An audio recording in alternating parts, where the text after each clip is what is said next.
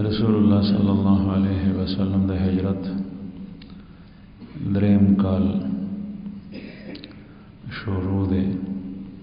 د سیرت سلسله جاری ده چې کله کعب ابن اشرف یهودی د بنو قریظه مشر سردار او چې رسول الله صلی الله علیه وسلم په شان اقدس کې به خراب جبه خوزولا گستاخو حجبی بیانولا هغه قتل شو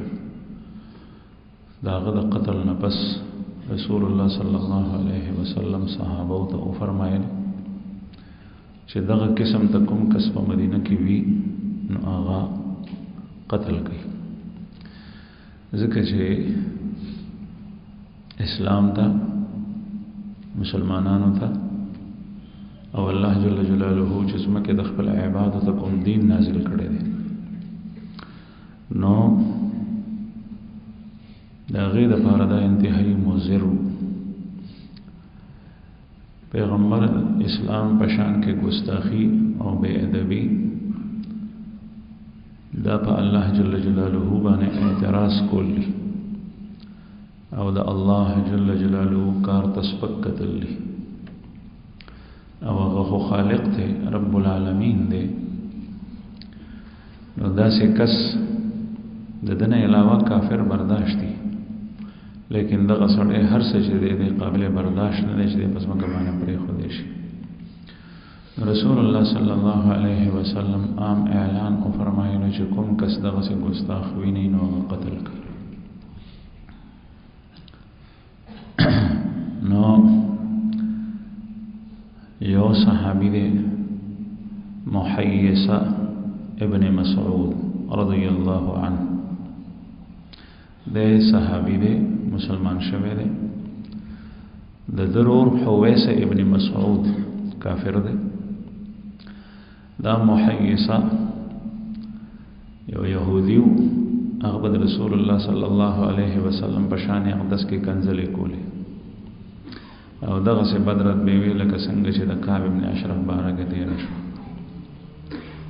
او دا غنوم د ابن سبینا او د سوداګرو تاجرو مال د سرم ډیرو او دغه د مدینه په بعضی خلکو باندې د خپل خانه د ظاهرولو د پاره او د غټوالي د ثابتولو د لپاره مال خلکو ته ورکول مال لګولو هم مختلفه طریقې دي بعضی سړی د الله جل جلاله په نوم باندې مال خرج کوي دا الله پاک سره ذخیره شي بعضی سړی د اسلام خلاف او د پیغمبر اسلام خلاف مال استعمالي د دې يهودو مال په دغه استعمالي دو نن سبا هم يهود بعضی ادارې داسې دي چې هغه اجتماعي فندونه باغې کې جمع کیږي او د مسلمان خلاف استعمالي او دې کې د مسلمانانو پیسې هم دي مسلمان بوئی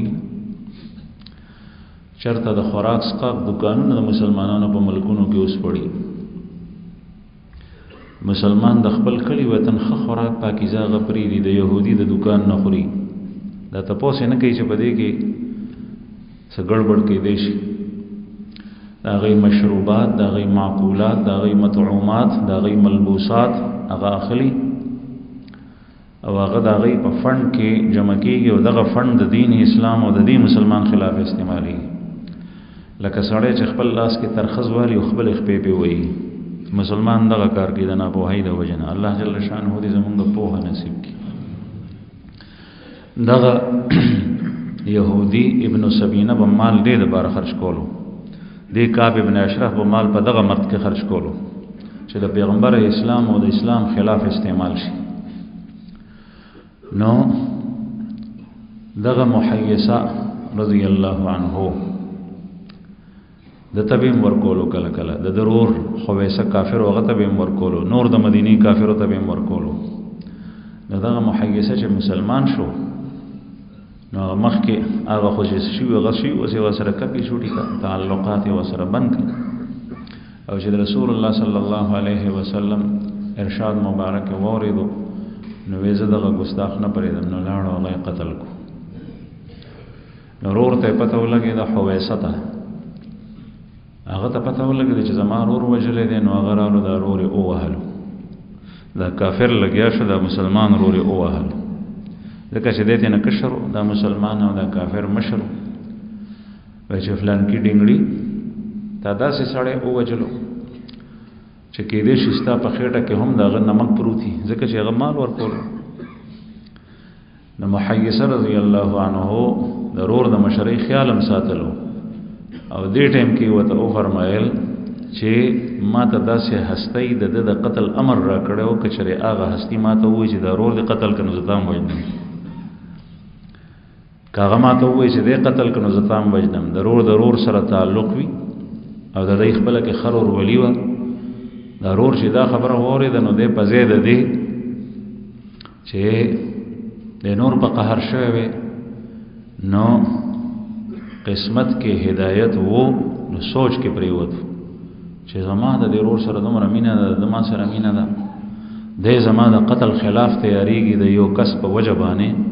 نو دا هستی رښتینی ده او دا سړی رښتینی دی، صادق دی، کاذب نه دی. نو دی مسلمان شو. نو دغه محیصه ابن سبینه یهودی قتل کو. یو بل یهودی دی، هغه د مدینه منورې نه بهر پاتې کېدو، ابو رافع. د هغه د تاریخ په کتابونو کې درې نومونه راځي چې اشتباه نه کوي تاسو، دا درې واړه یو کس دی. د ده کنیت دی ابو رافع، او د ده نوم سلام ابن ابو الحقیق او عبدالله ابن ابي الحقیق. نو سلام ابن ابي الحقیق چې راشي، عبدالله ابن ابي الحقیق چې راشي، او ابو رافع چې راشي، نو دا درې واړه دغه یو کس دی. دا د یهودو غټ سردار او دی ډېر زیات مالدار، او دی یو ماڼۍ جوړه کړې وه د مدینې نه بهر د خیبر په لاره کې، په هغې کې پاتې کېدو. او چې څنګه به کعب ابن اشرف یهودي خپل مراسم او تعلقات د مشرکینو سره ساتل د محمد رسول الله صلی الله علیه وسلم په ضد کې، حالانکه لوزي کړو. تاسو ته مخکې تیر شوي چې کعب ابن اشرف یهودي د قتل اسباب سو، غدر یې کړو، لوزي کړو، هغه لوزي مات کو، او په هغې اکتفا ونه کړه بلکې کافرو سره بدلو، هغې ته به پیسې ورکول چې د مسلمانانو خلاف تیار شي. نو دغه رنګ کار ابو رافع کول، د بغیر چابر قبایل رسول الله صلی الله علیه وسلم خلاف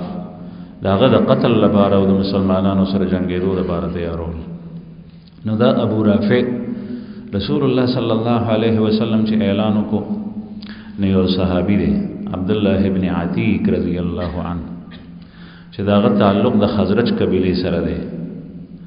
هغه سوچ وکړو چې محمد ابن مسلمه چې داغه تعلق د اوس قبیله سره، دا اوس او خزرج تاسو ته مخکې تیر شوي د سیرت په سلسله کې چې دا مدینه منوره کې غټې قبیلې او دا مشرکینو او زیات تر مسلمانان شوي دی، یهود ډېر کم مسلمانان شوي. نو د سوچ وکړو چې محمد ابن مسلمه چې زمونږ تربوران دي، هغه سره د خپلو ملګرو یو غټ یهودي قتل کو، کعب ابن اشرف، او سعادت د دارینو نصیب شو. رسول الله صلی الله علیه وسلم دعاګانې واغشتې، الله جل جلاله خوشنودي او د الله پاک رضا یې ترلاسه کړه. دی داسې کار وکړو، نو مونږ د خزرج خلک بلاړ شو، نو مونږ د ابو رافع قتل کو چې مونږ رسول الله صلی الله علیه وسلم خوشحال شي، مونږ ته دعاګانې وکړو، دا سعادتونه زمونږ هم نصیب شي. نو دا عبدالله ابن عتیق سره د څلورو ملګرو نورو د 5 کسانو ډله روانه شوه. رسول الله صلی الله علیه وسلم نه اجازت وغوښتو، پیغمبر علیه الصلاۃ والسلام ورته اجازت ورکړو، او دا یې ورته وفرمایل چې ګوره خیال کوئ چې زنانه او ماشوم قتل نه کوي، زنانه او ماشوم به نه وژنئ. دا زمونږ د دین تعلیمات دي، زمونږ د دین تعلیمات دي چې کله ته جنګېږې کافرو سره، نو ماشوم به نه وژنې، مسلمان به نه وژنې، دا زنانه به نه قتل کړي. هغه زنانه چې هغه د خوخو سړو نه غټ کارونه کوي، لکه دا کافرو زنانه ده او جاسوسي کوي د مسلمانانو خلاف، یا د مسلمانانو خلاف په جنگ کې د خپلو کافرو سره تعاون کوي، یا براه راست جنگيږي، نو دا زنانه نه، هغه زنانه چې هغه په کور کې دننه وخت تیری کافره ده او په جنگ کې ملوث نه ده، نور یو مهم هغه په لاس کې نه ده، هغه زنانه بنه قتل ماشوم منو وجني. رسول الله صلی الله علیه وسلم متدا وصیت. نن سبا هغه خلق چې ځان ته د انساني حقوقو غټ عالم بردار وي، هیومن رائټس، دغه مون خیال ساتو. هغه په یو ځای باندې بمباریو کې پاغه کې ماشومان، زنانا، بے ګناه خلق ټول قتل شي. تاسو په دې ملک په دې بارډر داسې شوی دي د مسلمانانو په ملکونو کې چې کوم دغه په هدف باندې سړی وي کله هغه اډورام نشي دغه د لاس دلاندې او بے ګناه زنانا او ماشومان قتل شي او ناری دا وایي چې مسلمانان ظالمان دي او مونږ د انساني حقوق لمبردار یو. رسول الله صلی الله علیه وسلم تعلیمات خدا دي که یو مسلمان په اسلامی معاشره کې یو زنانه قتل کی په خپل ذاتی دشمنی کی او یو ماشوم قتل کی، دا د اسلام تعلیمات خو نه دي. بیا هغه مسلکی په خپل دشمنی کی وګونه تی پریږي، پوزه تی پریږي، دا خو انسان نه حیوان هم نه دی. دا د اسلام تعلیمات نه دي، د اسلام خلاف کار یو. د دین اسلام تعلیمات دا دي چې رسول الله صلی الله علیه وسلم فرمایي په جنگ کې بزنانه نه وجني، ماشوم به نه وجني. نو دایته خاص وصیت دا وکړو چې تاسو خو ځای خو خیال کوئ. عبد الله ابن عتیق رضی الله عنه وته ارزو کو چې یا رسول الله ټیک دی روان شول په سفر باندې، ځکه چې داغه د ماڼۍ چې ونه د خیبر ته نږدې و. انت ورسېدل نور پرې وته والو. د عبد الله ابن عتیق رضی الله عنه د دې وړې دستې امیرو د خپل ملګرو ته وایي چې تاسو دلته ایثار شئ او ززم که سپې خوي تاسو ضرورت نه بیا به تاسو ته आवाज کم خو زه आवाज زم، تاسو زما انتظار بهر کوئ. نو دې ډډ تکین ول دغه ځای کې دا قلا و دا ابو رافع د قلا باندې چې کوم دربان او دغه په دروازه باندې هغه خلکو ته وی چې شابه وخت د بندېدو د دروازه بندو. مخکې و ثابت کلی، ثابت خاریه او ثابت حویلی، هغه په قلا کې دنه به دروازه بو دیوال بو. تاسو ته پته راشي دا پیښور خار ټول د فصیل لګیر شاپیر دیوال نه د دې دروازې دا چې مونږ آشنغري او کابلې او فلانکې او ډنګړې لوري د ټول دروازې دي په دې باندې بخار ته دنه کې دي. د دې دروازو نه بهر چې کوم مینو دشته و میروا دنه بخار او آبادی و د دې لپاره چې دشمن حمله نشي کوله. نو بهر حال د ابو رافع قلا نه دغه دیوال تاو په دروازه کې دربان ولاړ دی څوکیدار، هغه چغې وایي چې شابه څوک راځي. د عبد الله ابن عتیق وایي صحیح بخاری کې روایت ده چې زه یو طرف ته کېناستم او صادر مې پزان واچو لکه زمونږ د پښتانه چې قضای حاجت ته کېني صادر پزان واچي چې چرته زینی د پناه کېدو نو دغه سي د عربو دستورم. نو دی وایي زه داسې کېناستم دته مې دا خول چې ګینې زه قضای حاجت ته ناستم داسې بډاډه د زلیدم. نو ما ته وی چې اے دا الله بندا کنه نوځي خو زر راځه غنی ور بندو. نو دی وی چې مان سپری خل او بزر وردن نشم. زمانه دغه ټیم کې تاسو مونږ ګوجته یې سوق دن لاړم. نو الحرب خدعه. رسول الله صلی الله علیه وسلم فرمایي چې جنگ د چلول نوم دی. په جنگ کې بدانه کې چې ته ما بسوک دن نه کوي ته به طریقه او لار ګوري د غیر لپاره دشمن باندې چې حمله کوي او ځان رسېنه د غیر لپاره لار اشاره خپل ګوري. الله پاک عقل لر کړي، سوچ در کړي، مازغې در کړي. صحابه کرام ډیر خيار خلک دې دن نشو چې دن نشو نه دی وې زړړې ته پد شم. یو روایت کې راځي چې هغه ځای کې استبل او خرنو اسونه پکې ولاړو باغې کې پټ شو. نو چې کله د ابو رافع چې و د شپې به د چون کې د خپل قوم مشر او سردار او غټ لکه بادشاه چې څنګه د څخه به خلک تلل او قصې به وي او دغه شپه سپوږمۍ رڼا شپه وه. نو د قصو د پاره چې د څخه خلک تل ما د هغې انتظار کولو چې هغې راووتل ټول او بیا دې څوکیدار دا دروازه بنده که. نو ما پټ پټ کتل نو د کنجیانې یو ځای کې کېښوې او دی لاړو. نو ما هغه کنجیانې ځان څخه راواغېستې او بیا وایي دا ابو رافع ځای چې و نو هغه پورته و او هغې ته پوړۍ ختې وې. نو زه په هغه پوړو باندې وختم او بیا دننه تلم چې کوم ځای کې به دروازه راتله نو هغه به مې ځان پسې بندوله چې بهر نه را پسې څوک رانه شي او کنجیانې ما ځان سره کړې وې. دننه چې لاړم د ابو رافع کور ته ورسېدم نو چې ګورم توره تیاره ده ځکه چې دی دغه ټایم کې د خلک تللی دی او رڼا یې مړه کړي ده هر یو شی چې او بیا ملاستي. نو ما ته پته نه لګي چې ابو رافع کوم ځای دی او د رسول الله صلی الله علیه وسلم ارشاد مبارک په غوږو کې چې ګوره زنانه او ماشوم باندې قتلې نه ما وی چې ته خطا گزار رانه ونشي نو دی وی چې زه دروازې نه دن نشم د کوټې نو ما आवाज کو یا ابا رافع اے ابو رافع نو ما ته ابو رافع आवाज کو چې سو کې سوي نو ما چې کوم ځای نه आवाज راغله نو په هغه ځای پسې لاړم نو گزار مې په وکړو چې گزار مې وکړو گزار خطا لاړ نو دی ابو رافع چغه چې دا سوق دا خو په ما باندې گزار کو نو زر بار د کوټې نه وروته بیا یو ساعت ولاړم نو आवाज مې بدل کو بیا مې وته چې ابو رافع دا د आवाज د سشیو ما ته وی چې مور دې مړه شه دلته یو سړی په ما حمله وک خدا خدای بچ شم ته نه وی ما چې سړی بچ شوی دی نو زه بیا لاړم بیا چې لاړم گزار مې وکړو نو دغه وخت کې گزار رسا په هغه ولګېدو بیا مې په توره کېښوه په سینه باندې وته نو سینې نه پورې وته نو سړی مړ شو بیا زه راووتم چې زه راوتم نو دروازې مې خلاصولې په منډه راتلم چې اوس خلک را نشي نو آخري پوړۍ چې راله په هغې چې را کوزېدم نو یو پوړۍ پاتې و ما وی جوړ دا ځمکه ده نو چې څنګه را کوزېدم د هغې پوړۍ نو ما د ځمکې ګمان کور نو زه راوغورځېدم نو دا خپه مې ماته شوه پنډۍ لاندې او زه بهر راووتم د قلانه ما انتظار کولو چې زه خو اوس دغسې دې حال کې نشم تللی ځکه چې زه په کوم میشن باندې راتلم کوم مقصد لپاره هغه پوره شوی یم دی او که نه زه ګورم چې ابو رافع قتل شوی دی او که نه نو ده په دې خوږ شپه باندې دغه ځای کې دا خپه خوږ وه دې ځای کې دا باقي وخت تېر کو شپه یې تېره کړه چې سهار شو نو چې چرګانو څه وخت بانګونه وي دغه وخت کې یو سړي د فصیل په قلا باندې ودرېدو هلته نه یې آواز وکړو چې ابو رافع قتل شو دا یو سردار زمونږ مشر هغه ابو رافع هغه قتل شو چې دا आवाज یو کو نو زما وې سود شو چې زه سړی ختم شوی دا غې نه پس روان شم مرګر سره یو ځای شم بیا په لار باندې تلم نو بعضې روایتو کې راځي چې زه په دې لار باندې تلم نو ما ته دا ډو محسوسېده نه چې زما خپه ماته شوي دی یهودي دی او چې کله رسول الله صلی الله علیه وسلم ته ورسېدم نو هغې باندې لیاړې مبارکې ومږلې نو هډوکی مې ټیک ټاک شو خپه مې سمه شوه دا د رسول الله صلی الله علیه وسلم معجزه وه نو دا یهودي ابو رافع عبدالله ابن عتیق رضی الله عنه قتل کړی دی او دبه د اسلام خلاف د مسلمانانو خلاف او د رسول الله صلی الله علیه وسلم خلاف بدلو کافر سره به یو ځای کېدو مسلمانانو خلاف به قبایل په مدینه باندې حمله د بار راستو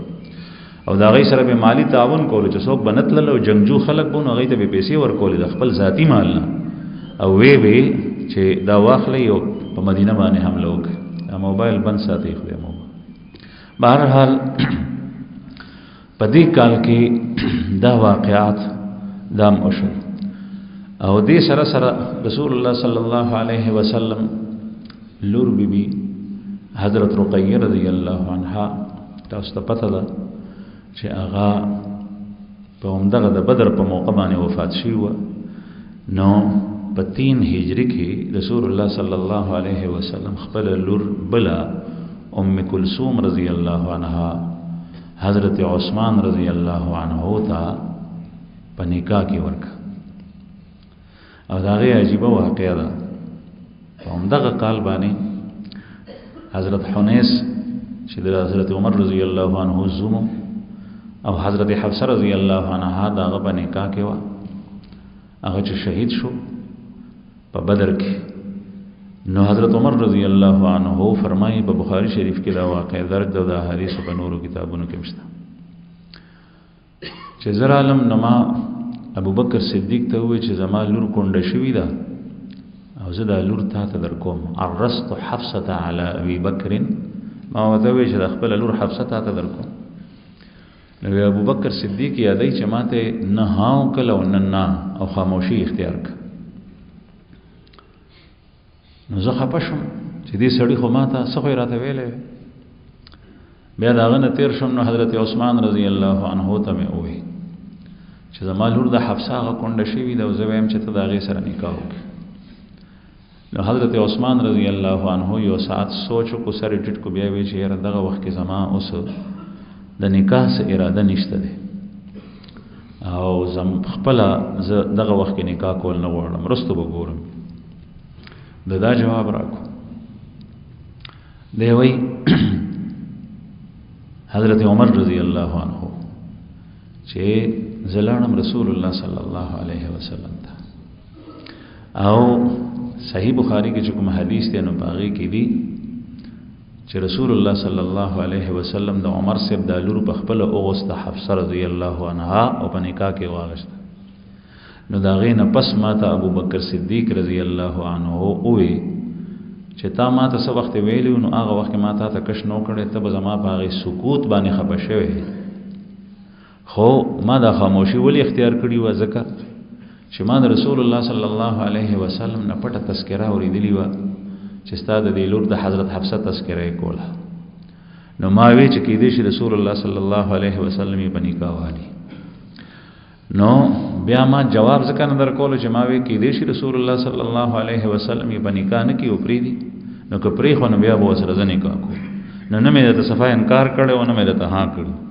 خو چون کې ما تذکره د رسول الله صلی الله علیه وسلم نه اوریدلی و نزوک دا یو مسله ده یاد ساتئ چې رسول الله صلی الله علیه وسلم فرمایي چې کله یو ځکه یو الک د یو جنې د غستو د لپاره خپل مور خور ترور وغیرہ واسطه یې کور ته یا مشران او هغه جنې غواړي نو بل کس نه دی پکار چې هغه د دې په پیغام د پاسه پیغام ورکړي تر څو پورې چې دا غي نه خبره فارغه شوي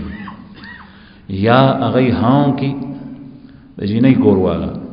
بیا خو خبره ختم شوه او که چېر صفا انکار یو چې مونږ تاسو ته نه درکو نو بیا دا بل کس لاړ شي لا يخطب ولا خطبه اخيه د بل مسلمان رور په پیغام نکاح د پاسه ته پیغام د نکاح مو ورکو چاته تر څو پورې چې هغه خبره خلاصه کړي رسول الله صلی الله علیه وسلم دې نه منع فرمایلی دا یاد ساتي زمونږه د نبی کریم صلی الله علیه وسلم د حیات او د سیرت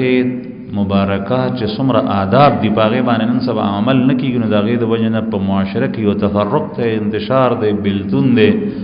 هر یو سړی چې کوم نو د بل نه بوګنیږي او بغض کینا او حسد دا پیدا کیږي ځکه چې دا غي آداب او خیال نه ساتل کیږي دغه حدیث مبارک کې دام دی چې یو مسلمان رور دی د بل مسلمان رور په سودا د پاسه سودا نه کوي دا کسر تر سو پورې چې مخ کې سودا د دوه کسانو په منځ کې خلاص شي مطلب دا دی چې دا غړی دا د یو کس د دکاندار نه اخلي نو هغه خبر لا نه د ختم شوی او ته په منځ کې راشه ته وې چې دا ځاخلم په دوه باندې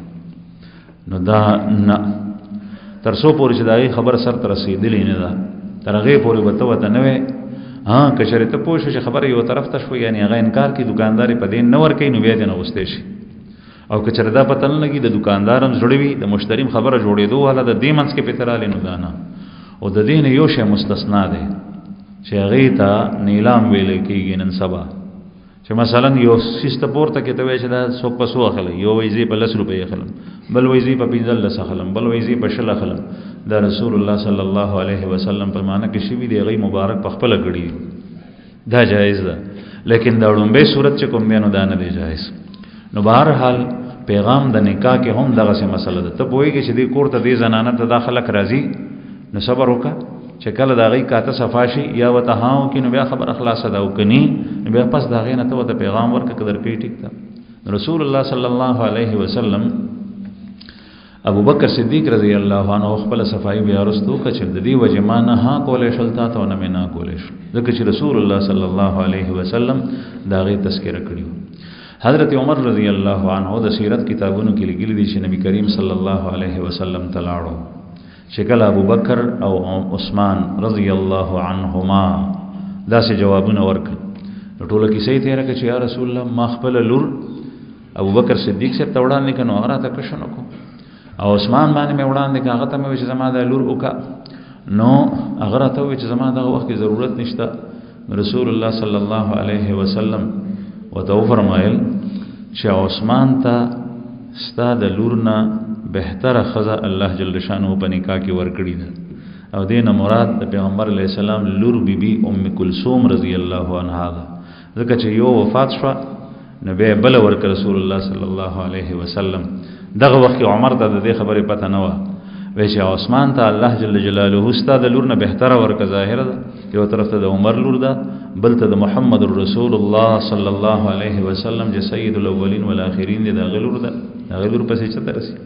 وستا د لور نه بهتره لور عثمان ته په نکاح کې ورک او دینه دا مسله راوته چې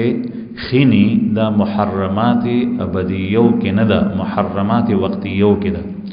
ستا خینی سره ته نکاح نشي کولای تر څو پورې چې ستا خپل خزه ستا په نکاح کیږي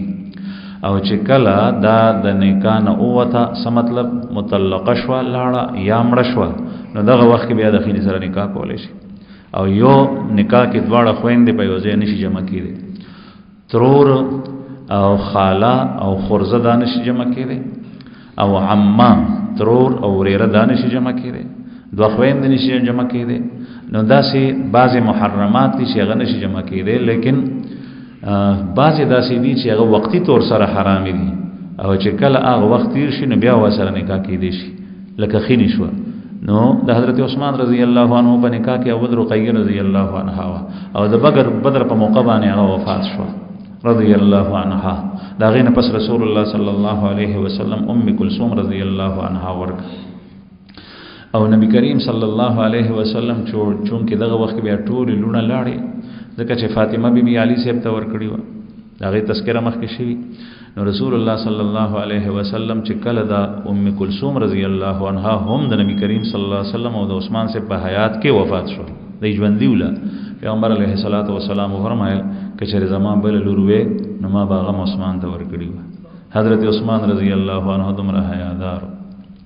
ډیر حیادار نو حضرت عثمان رضی الله عنه ته لقب مسلمانان ورکړي ذوالنورین رسول الله صلی الله علیه وسلم د وخت نه لقب بعض حضرات عثمان غنی وی نو ټیک ته غنی مزمت نه دی غنی معنی مالدار چې صاحب مال وی لیکن داغه د پاره زیات د سعادت لقب ذوالنورین دی د دوو رڼاګانو والا دو نور وسره جمع شوی دي او د نورین نه مراد څه دي د پیغمبر علیه الصلاۃ والسلام دواړه لونه مبارکه حضرت رقیه رضی الله عنها او ام کلثوم رضی الله عنها دا نکاح وشو او دا حضرت حفصه رضی الله عنها مبارک رسول الله صلی الله علیه وسلم عمر ته فرمایل چې ستا لورتا د عثمان او د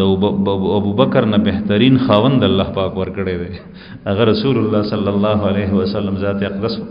ځکه چې هغه د الله پیغمبر دی او د رسول الله صلی الله علیه وسلم په نکاح کې رااله حضرت حفصه رضی الله عنها د عمر صاحب لور ده د نبی کریم صلی الله علیه وسلم بیبي شوه او د ټولو مسلمانانو دا مور بیبي شوه ام المؤمنین په دغه کال باندې 3 هجری کې نبی کریم صلی الله علیه وسلم زینب بنت خزیمه رضی الله عنها چې دام ام المؤمنین د مسلمانانو مور بیبي ده او د پیغمبر علیه السلام بیبي د دې سره نکاح وکړ په دغه کال رسول الله صلی الله علیه وسلم زینب بنت جحش بنت امیمه بنت عبد المطلب سره هم نکاح وکړ چې د ترور لوروا دا دواړه زینب د نبی کریم صلی الله علیه وسلم په نکاح کې او دواړه ام المؤمنین دي ښا دا یاد ساتي زینب بنت خزیمه او زینب بنت جحش دا زینب بنت جحش چې وا دا رسول الله صلی الله علیه وسلم د خپل خاندان و بنو هاشم او د ترور لور ده د دې د پلار نوم دی جحش او د مور نوم دی امیمه او د امیمه د عبد المطلب سیب لور او عبد المطلب د پیغمبر علیه الصلاۃ والسلام نیکه دی رسول الله صلی الله علیه وسلم لوی کړی دی د ترنه پس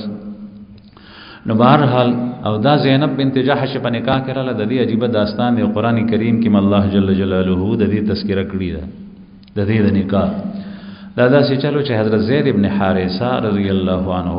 چې رسول الله صلی الله علیه وسلم محبوب حب رسول الله صلی الله علیه وسلم متوي او دا تذکرہ تاسو ته شی و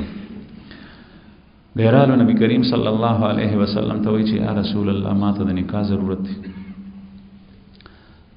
پیغمبر علیه الصلاۃ والسلام وته فرمایل چې کور دې کتلې دي کوم کور کې نکاح کول غواړي نو زید ابن حارثه رضی الله عنها وته وی چې زینب بنت جحش نو رسول الله صلی الله علیه وسلم وته فرمایل چې مشکل چې غستانی کا تراشي ځکه چې هغه د اعلی خاندان نه د بنو هاشم د پیغمبر علیه الصلاۃ والسلام خاندان دی او زید ابن حارثه رضی الله عنه د یمن دی او مخکې مریو او بیا حضرت خدیجه رضی الله عنها واغشتو تاسو ته پته د رسول الله صلی الله علیه وسلم ته هدیه کی ورکو نو هغه تاسو سره وخت تیر کی د ډیره زیاته مشکله ده نو زید ابن حارثه وته وی چې یا رسول الله چې تاسو وته وایو نو بیا بغاړه کیږي. پیغمبر علیه الصلاۃ والسلام پکې سوچ کولو، پدې کې زید ابن حارثه لاړو علی سیب ته، حضرت علی رضی الله عنه ته وایي چې ته لوګو نظام سفارش نبی کریم صلی الله علیه وسلم ته وکا چې زمانه کا دې سره وشي.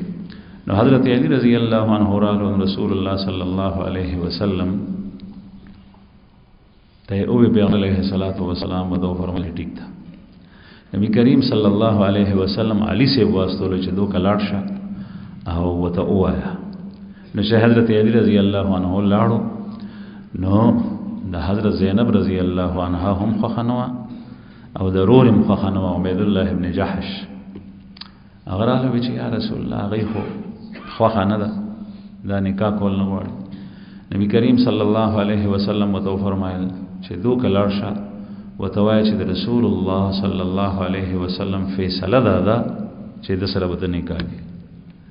چې څنګه لاړو نو چې فیصله وته او نو حضرت زینب رضی الله عنها غاړه کې دا د صحابه کرامو طاعت. یو زنانه همیشه د خاوند سره پاتې کیږي او خو خنه ده، لیکن رسول الله صلی الله علیه وسلم فرمایي نو غاړه وته کې پیغمبر علیه الصلاۃ والسلام چې کله دا نکاح او شو حضرت زید ابن حارثه رضی الله عنه سره وخت یې بعضی حضرات وایي چې حضرت زید ابن حارثه رضی الله عنه په خپل بیا کور ته بنراتلو او زړې نه کېدو، او بعضی وایي چې د دې په منځ کې خبره نه جوړې ده سم وخت مزیدار نه تیرېدو. نو حضرت زید ابن حارثه رضی الله عنه راغ رسول الله صلی الله علیه وسلم ته فرمایي عرض وکړ چې یا رسول الله زه دې بیبي سره وخت نه تیروم، یعنی زه دا پرې خل غواړم. نبی کریم صلی الله علیه وسلم وته فرمایل چې نه په دې باندې صبر وکړه او امسک زوجک خپل بیبي دې ایثار کړه چې پرې نه دی. ګوري قران کریم کې الله پاک دا غي تذکرہ کړی. نو دی بلاړو سره زی بتیر شو بیا برالو بیا په آخر کې قران کریم کې الله جل جلاله وحی را واستولا چې زید ته وایا چې دا پریدي. نو زید ابن حارثه رضی الله عنه پریخه الله پاک فرمای فلما قضا زید منها وترا زوجناکها چې کله زید د دین خپل حاجت پوره کړي نو بیا دا مونږ ته په نکاح کې درکې پیغمبر. نو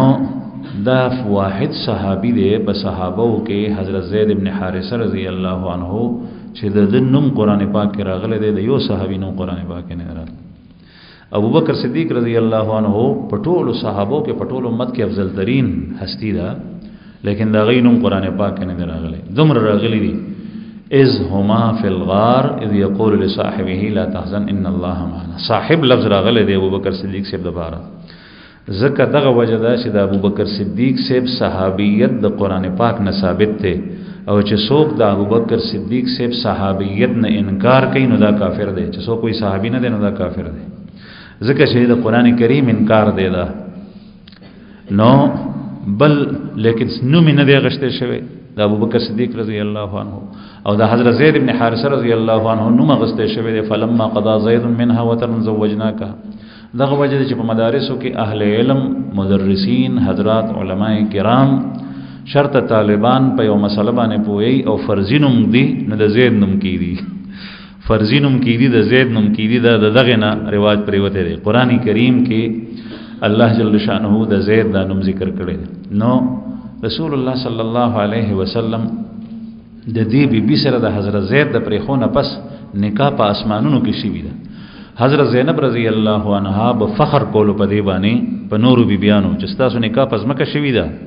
او چا د نکاح خطبه ویلې ده او نکاح مچا تړلې ده او زمانه کا الله جل شانه تړلې ده او په اسمان کې شوی.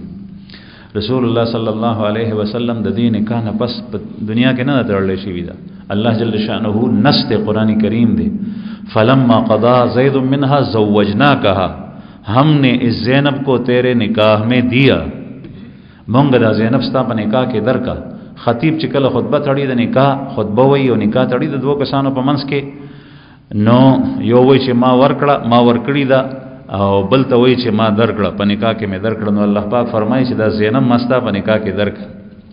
رسول الله صلی الله علیه وسلم چې کله دا آیت کریمه نازل شو نبی کریم صلی الله علیه وسلم دې څخه نیغ رالو. حضرت زینب رضی الله عنها پرده کې شو. دغه وخت کې سر منګزولو. رسول الله صلی الله علیه وسلم ته وی چې یا رسول الله هغه زه پرده کوم وی جنستا نکاح شوی ده. نو رسول الله صلی الله علیه وسلم سره د دې نکاح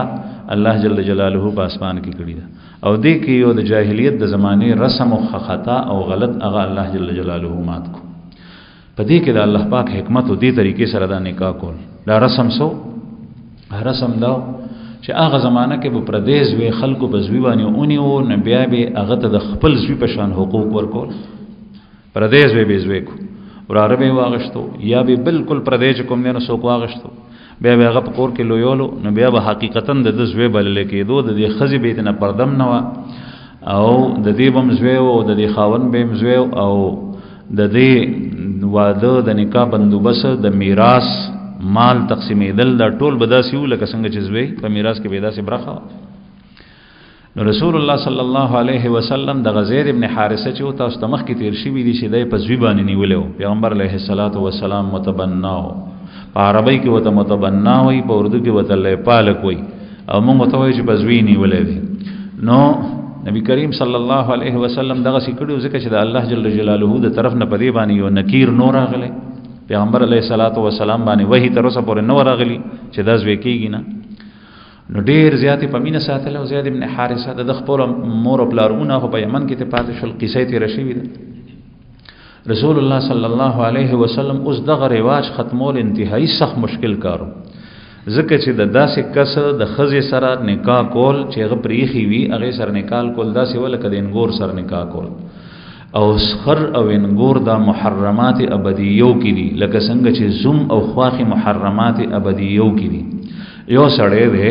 دا غي خواخي ده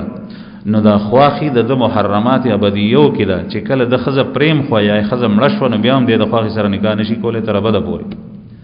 دغه سي یو زنانه ده هغه د چا کور تر واده شو نو دا غي د خاون پلار د دې سخر ده او د محرمات ابدیو کې ده یعنی همیشه په باندې حرام ده. کله دې خزه خاون په منځ کې د نکاح ماتم شنو دی باندې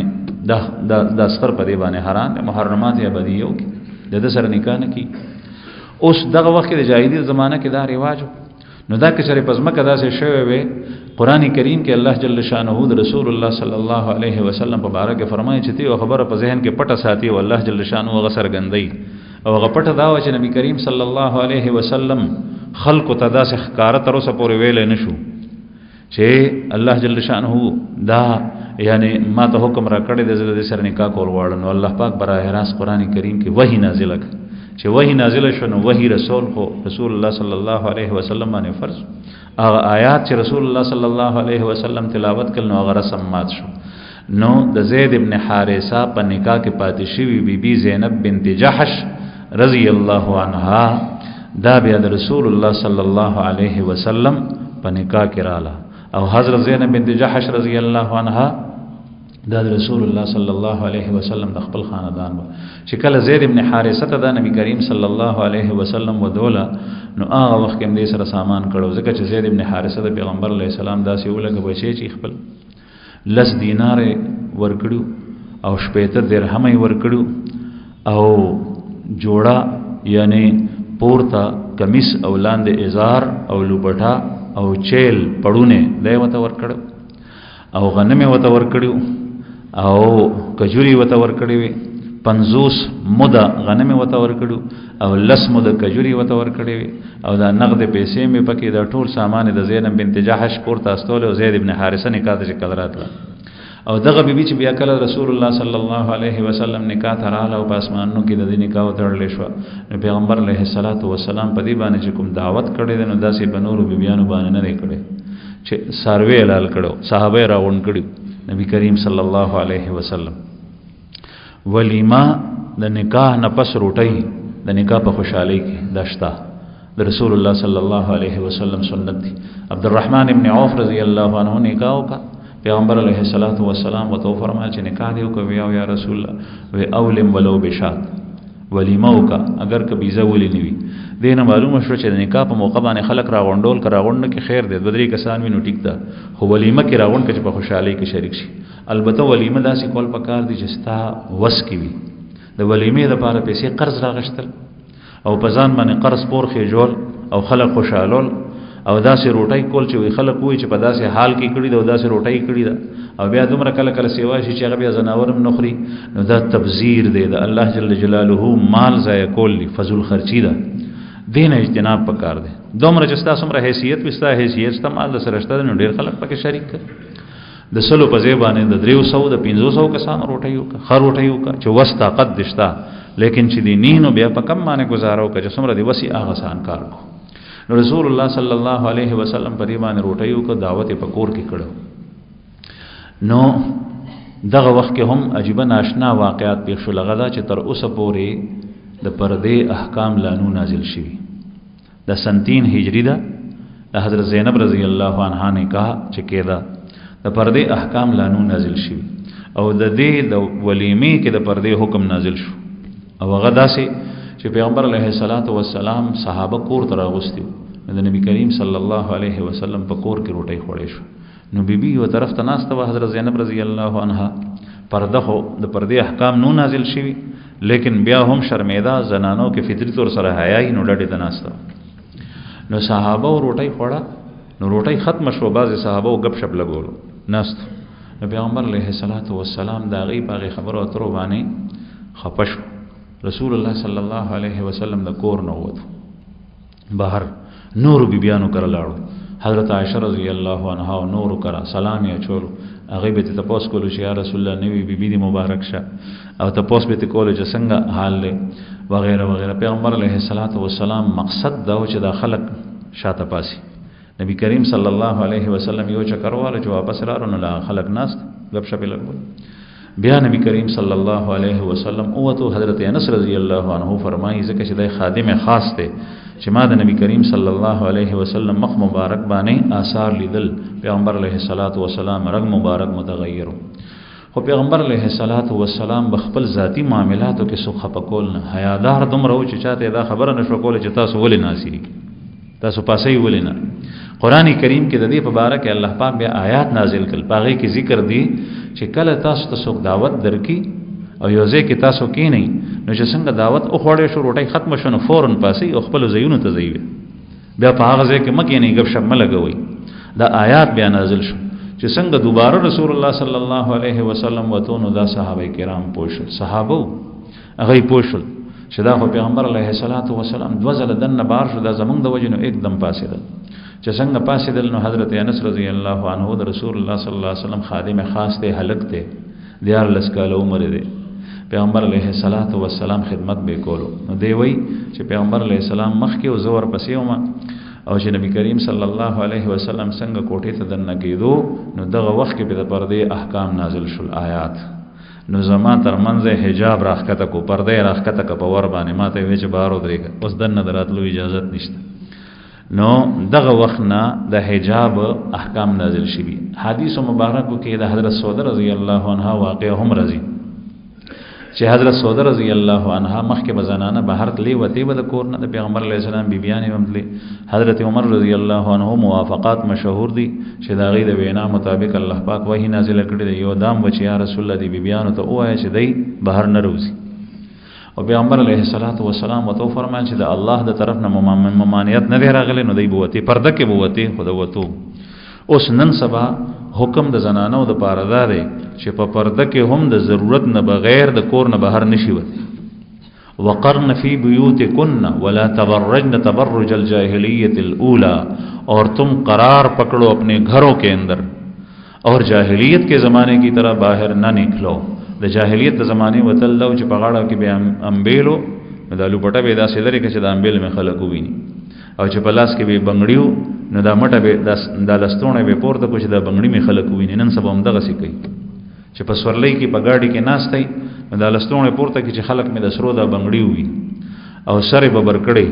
نو دا د جاهلیت د زمانه به بردګری د نن سبا په امت کې دغه شی شروع شوی د په اسلامي معاشره کې قران کریم کې نصن صراحتن د دینه منو فرمایي یو دا پرده ده چې سر نه به تر خپو پورې زنانه خپل بدن پټ ساتي او د ضرورت لپاره او ضرورت دا ده چې دا نهر د نه پکور کې خاون شته نه پلاش شته نه روش شته نه بل څوک شته او دې ته د خوراک سکاک ضرورت ته دعوت شي په پرده کې حیا کې بوزي. لیکن بغیر د دینه اسد بازارونو چکرې واله که بخار کې چې کومه زنانه کوي د دې قطعا اجازه نشته. یا خاون په کور کې شته او دا خاون وته په خپل وي چې زلاړ شه بهر او سودا راړه، نو دای ته عربی کې د اوس وي چې کوم سړی خزه په خپل واسطه یو د کینی په کور کې او سودا په خزه باندې راړي، نو دا ټیک نه دی. دا عمل رسول الله صلی الله علیه وسلم نه خو کړي. حدیث مبارک کې راځي چې کوم سړی داسي نو باغ باندې جنت حرام دی تر څو پورې چې د ګناه سویني دی به مزګزاري دی به قران خانه به د تلاوت کوي. نو دا کار د ناری نه و دی، د بهر کار د ناری نه و. د کور سنبالول، بچی پیدا کول، یخول، سړول، پخول دا د زنانو کارونه دي او بهر کار چې کوم دی نو دا د ناری نه و د پاره دي. نو دا آیات بیا نازل شول حضرت سوده رضی الله عنها مبارک حدیث کې تذکرہ راځي او دا مخ پټول او بدن پټول دا آیات دغه موقع باندې نازل شي چې کله د حضرت زینب رضی الله عنها نکاح وشو. واخر دعوانا